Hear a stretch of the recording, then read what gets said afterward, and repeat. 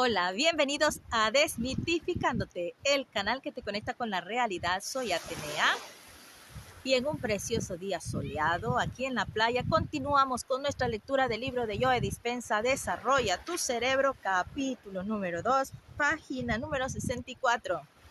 Una búsqueda de similitudes. Durante los últimos 7 años he investigado casos de gente que ha experimentado remisiones espontáneas y curaciones de enfermedades graves.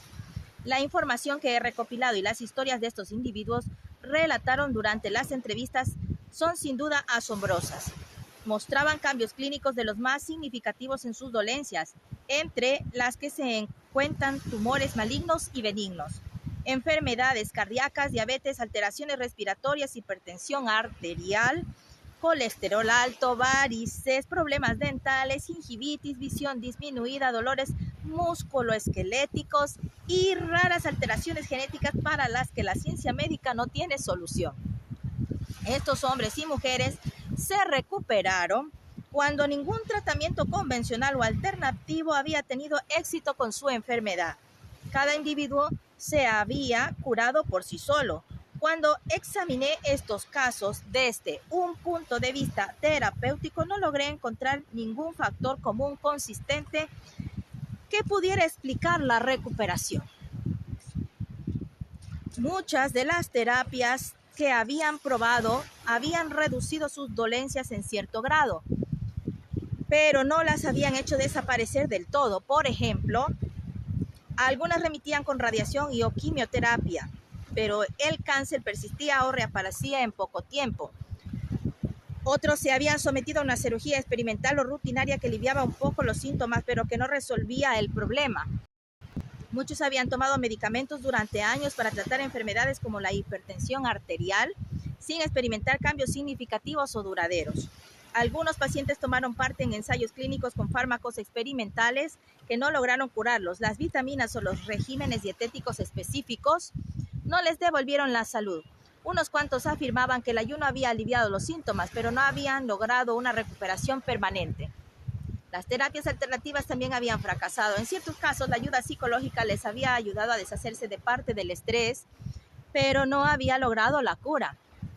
Muchas de estas personas habían interrumpido las terapias que les estaban impartiendo al ver que no producían efecto alguno. Otras jamás habían buscado ayuda médica o alternativa de ningún tipo. ¿Cómo lograron estas personas enfermas recuperar la salud? Después de analizar la información obtenida de las entrevistas, comencé a sospechar que desde un punto de vista científico, estas curaciones espontáneas habían sido algo más que un acontecimiento fortuito. Si algo ocurre una vez, lo llamamos incidente.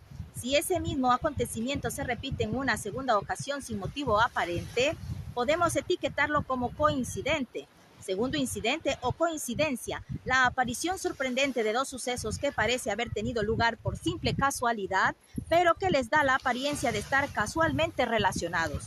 Sin embargo, si el mismo tipo de suceso aparece una tercera, cuarta o incluso una quinta vez, debemos descartar la posibilidad de que sea una coincidencia.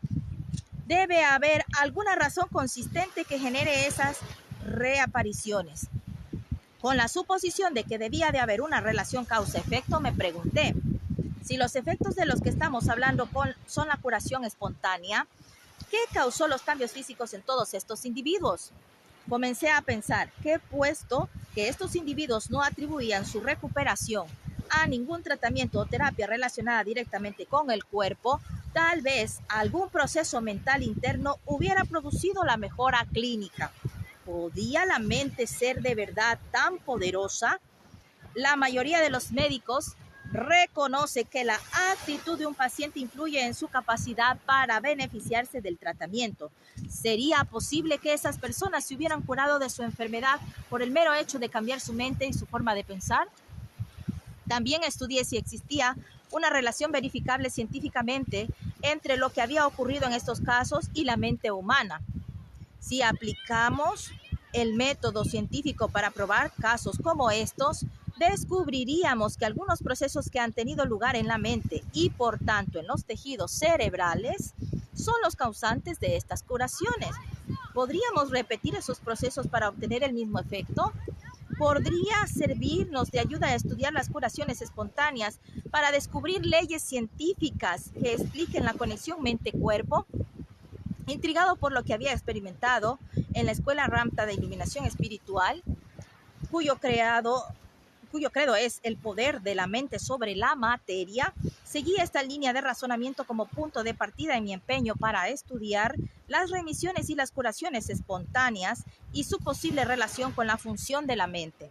Estaba predispuesto a creer que estaban relacionados, ya que Ramtha me había enseñado que es muy posible que la mente puede sanar el cuerpo de cualquier enfermedad.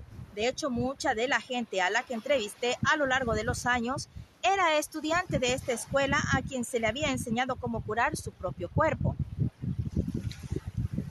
La naturaleza de los milagros. En ocasiones descubrí que algunas curaciones me resultaban difíciles de creer. No obstante, ¿qué tipo de coincidencias han ocurrido desde los comienzos de la historia? Cuando un suceso de este tipo ocurría en la antigüedad, por lo general las explicaciones estaban relacionadas con las creencias religiosas. Si examinamos las escrituras cristianas, los textos budistas, las sagradas escrituras islámicas, las tablas egipcias o los pergaminos judíos, descubriremos que muchas de las culturas civilizaciones creían en este tipo de curaciones e informaban sobre las recuperaciones espontáneas de la salud. En los siglos pasados, cuando ocurría algo que quedaba fuera de los límites científicos de la época, la gente a menudo se refería a ese suceso como un milagro. Un milagro, de acuerdo con el diccionario Webster Internacional, es un efecto o suceso extraordinario en el mundo físico que va más allá de todas las fuerzas humanas o naturales conocidas y se atribuye a una causa sobrenatural.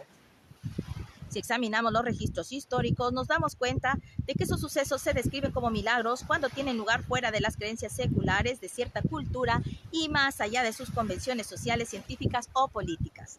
Imagina que un hombre salta de un avión, abre su paracaídas y aterriza sin problemas en un lugar del campo. Este hecho habría parecido milagroso hace un par de siglos. Al igual que otros sucesos inimaginables de aquella época, habría sido atribuido a la acción o intervención de una fuerza sobrenatural, ya fuera divina o demoníaca. Avancemos hasta el presente. Una mujer desarrolla una enfermedad terminal con un pronóstico de esperanza de vida de 6 meses. Después de esos 6 meses regresa a la consulta de su médico para hacerse un chequeo. El doctor la examina y realiza una serie de pruebas diagnósticas, entre las que se incluyen modernos métodos de exploración mediante imágenes. Para su sorpresa, no existen signos clínicos objetivos de la persistencia de la enfermedad. Todas las mediciones objetivas demuestran que esa persona se ha curado. Si dijéramos que este tipo de recuperación es un milagro, podríamos dejar de lado una verdad mucho más profunda. Desde el momento en que una sociedad comprende las causas, el funcionamiento y los efectos de un suceso, deja de otorgarle un significado sobrenatural.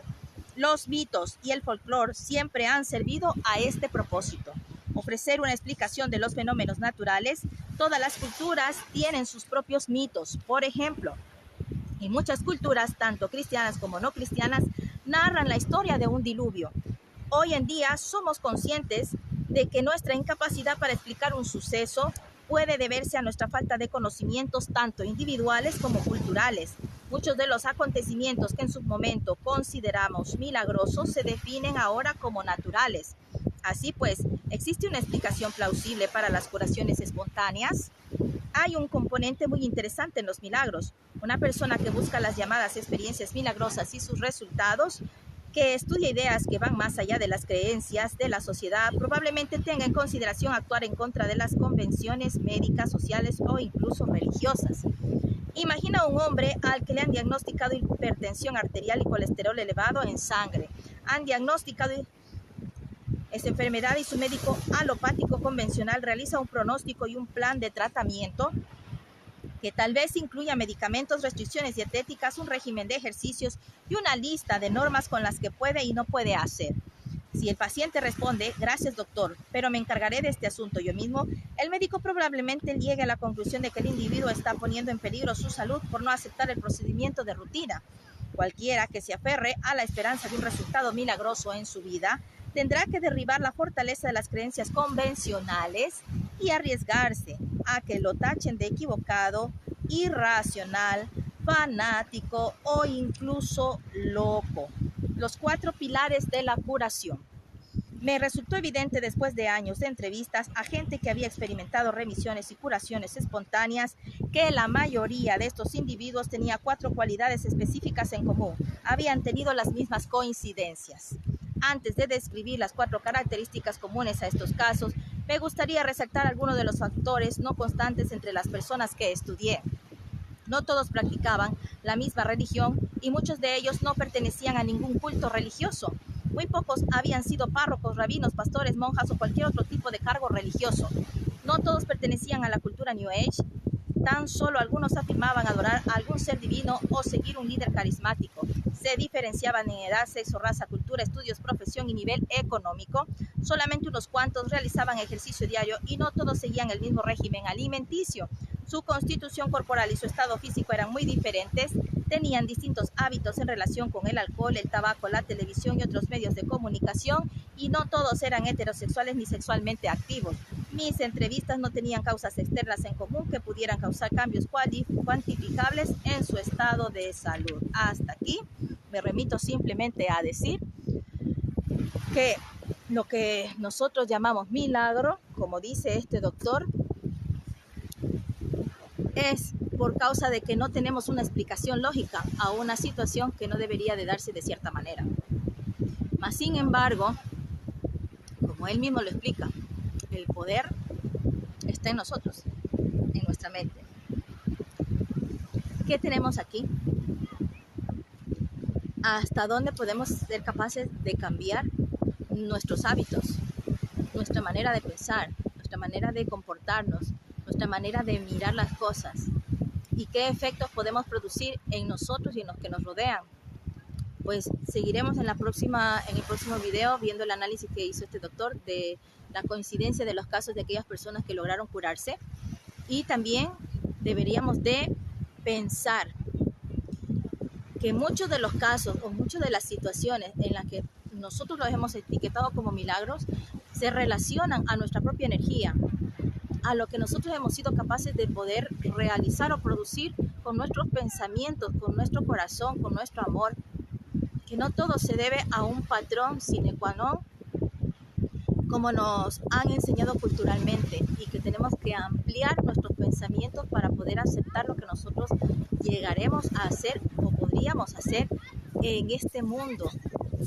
Eso es todo por ahora y nos vemos en nuestra próxima emisión. Hasta pronto.